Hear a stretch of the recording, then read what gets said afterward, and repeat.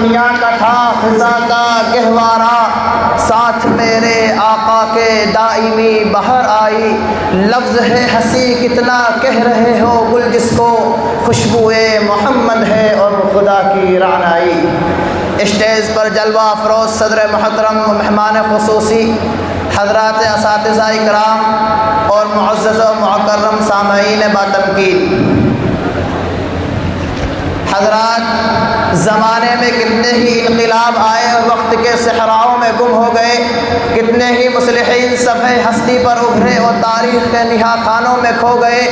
کتنے ہی منشور اور نظام انسانیت کی سرفرازی کے دعوے دار بن کر طلوع ہوئے، مگر سرابوں کے گردبار میں ان کے غروب ہونے کا منظر نہایت عبرتناک تھا۔ یہ شرف فقط آقائے عالی مرتبت سرور کونین صلی اللہ علیہ وسلم کے لازوال اسوہ و کردار ہی کو حاصل ہے، جس کی ابدیت مسلمہ، جس کی جامعیت عظمت انسانیت کا سب سے بڑا معیار ہے۔ اس لیے ہر صاحب بصیرت کی فکر سے اعتراف پر مجبور ہے، پیغام صبح زندگی اسوہ حضور کا ہے، تازگی ہی تازگی اسوہ حضور کا، دنیا کی آرزو یہی، عقبہ کی جستجو یہی، عظمت راہ حیات کی اسوہ حضور کا۔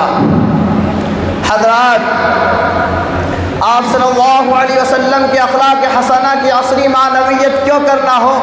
آپ صلی اللہ علیہ وسلم سے پہلے انسانیت موجود ہی کہاں تھی؟ آپ کو اچھی طرح معلوم ہے کہ 6 صدی عیسوی میں انسانیت نام کی کوئی چیز نہیں تھی، فضائے کائنات پر ظلم و عدوان، تیرا وطان گھٹاؤ کی حکمرانی تھی، پوری دنیا پر دلالت و جہالت کی تاریکی چھائی ہوئی تھی، انسانیت کو زندہ رکھنے کے احساسات مردہ ہو چکے تھے، تہذیب و تمدن، ہمدردی و غمخواری کے تمام دروازے بند ہو چکے تھے، ایرانی تہذیب معاشی و اقتصادی زبوحالی کا شکار ہو چکی تھی، یورپی قومیں خونی سمندر میں ہچکولے کھا رہی تھی، رومی سلطنت تمدن انسانی کی شاہراہ سے منحرف ہو چکی تھی، ہندی تہذیب معاشرتی اور اخلاقی نقطہ نظر سے کوسوں دور جا چکی تھی، یہ دنیا اخلاقی اعتبار سے کنگال و دیوالیہ ہو چکی تھی، انسانیت و شرافت کی بنیادیں ہل چکی تھی، تہذیب و تمدن کے ستون اپنی جگہ چھوڑ چکے تھے، گویا پوری دنیا وَكُنْتُمْ عَلَى شَفَا حُفْرَةٍ مِّنَ النَّارِ کا نظارہ کر رہی تھی۔ ایسے وقت میں ضرورت تھی ایک ایسے قائد کی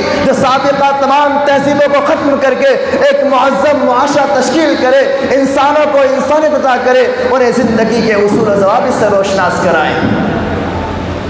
حضرات،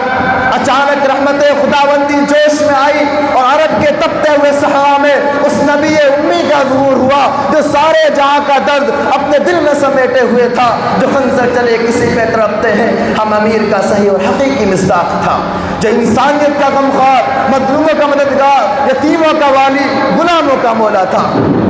چنانچہ اس ذات مقدس نے ان تمام ظلم و ستم کے خلاف علم بغاوت بلند کیا، اپنے اخلاق حسنہ کی دولت سے ترقی ہوئی انسانیت کی غمخواری کی، اپنے ازلی وابع دشمنوں کو پتھروں کے جواب میں پھولوں کا گلدستہ پیش کیا، نفرت کے اندھیروں میں الفت و محبت کی شمع روشن کی، اپنے ازلی وابع پتھروں کے جواب میں پھولوں کا گلدستہ پیش کیا، نفرت کے اندھیروں میں الفت و محبت کی شمع روشن کی۔ اور اسی طرح آپ صلی اللہ علیہ وسلم کے اخلاق حسنہ کی وہ شاہراہ جو آپ 8 ہجری میں مکہ فتح ہوا اور پورے جزیرۃ العرب میں آپ کے دست مبارک کے نیچے آ گیا تھا، اس وقت آپ نے اپنے جانی دشمنوں سے انتقام لینے کے بجائے عام معافی کا اعلان کر دیا تھا اور یہ کہا تھا یہ تھے وہ آپ کے اخلاق حسنہ جس کی وجہ سے پورا جزیرۃ العرب آپ کا گرویدہ ہوتا جا رہا تھا اور جس کی مثال پیش کرنے سے آج دنیا عاجز و قاصر ہے۔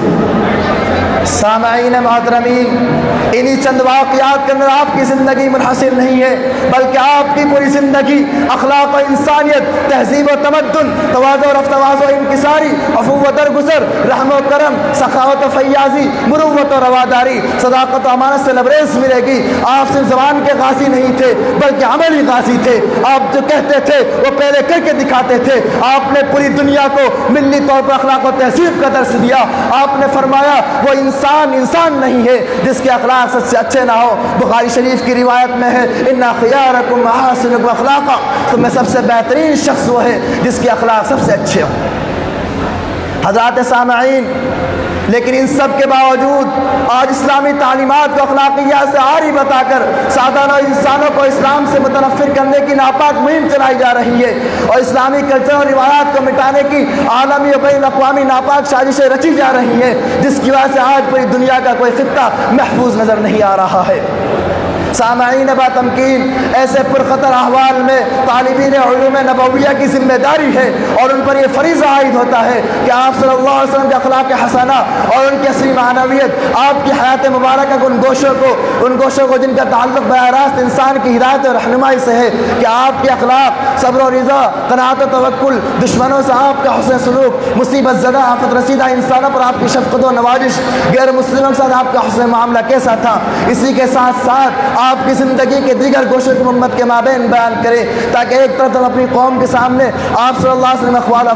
افعال و اعمال، اخلاق و اطوار کو بطور حسن نمونہ کے پیش کر سکیں، وہیں دوسری طرف دوسری اقوام کے سامنے اپنے رسول کے صحیح تعارف کروا سکیں، جس سے اسلام کی دعوت اور غیر مسلموں تبلیغ اسلام کے راستے ہموار ہوں۔ کیونکہ آج اسلام دشمن میڈیا کی طرف سے یہ تاثر دیا جا رہا ہے کہ حضور اکرم صلی اللہ علیہ وسلم نے مسلمانوں کو صرف دو ہی چیزیں دی ہیں، ایک تلوار اور دوسری 4 شادیوں کی اجازت۔ اس مکروہ اور غیر اسلامی پروپیگنڈے کے جواب میں ہمیں مثبت طریقوں سے آپ صلی اللہ علیہ وسلم کی سیرت طیبہ کے اخلاقی، روحانی اور آفاقی پہلوؤں کو پہنچانے اور سمجھانے کی اشد ضرورت ہے، تاکہ دور اول کی طرح اس دور انحطاط میں بھی وہ اسلام اور اسلام سے مانوس ہوں اور اس کی حسن کو سمجھ سکیں۔ سامعین ذی وقار، کیونکہ تاریخ شاہد ہے آپ کے اخلاق حسنہ وہ نسخہ کیمیا ہے جو دشمن کو دوست بناتا ہے، جو نفرت کو ختم کر کے الفت و محبت پیدا کرتا ہے، جو حسد کو دور کر کے تعلقات کو خوشگوار کرتا ہے۔ ارے اخلاق حسنہ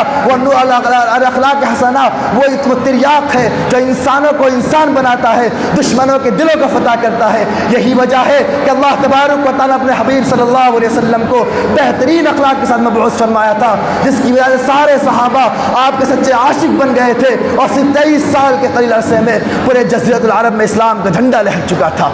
ہو لاکھوں سلام اس آقا پر دل لاکھوں جس نے جوڑ دیے، ہو لاکھوں سلام اس آقا پر دل لاکھوں جس نے جوڑ دیے، دنیا کو دیا پیغام سکو، انسانوں کے رخ موڑ دیے، اس محسن اعظم نے الیاس کیا کیا نہ دیا ہے عالم کو، دستور دیا منشور دیا، کئی راہیں دی کئی موڑ دیے، وما علینا الا البلاغ۔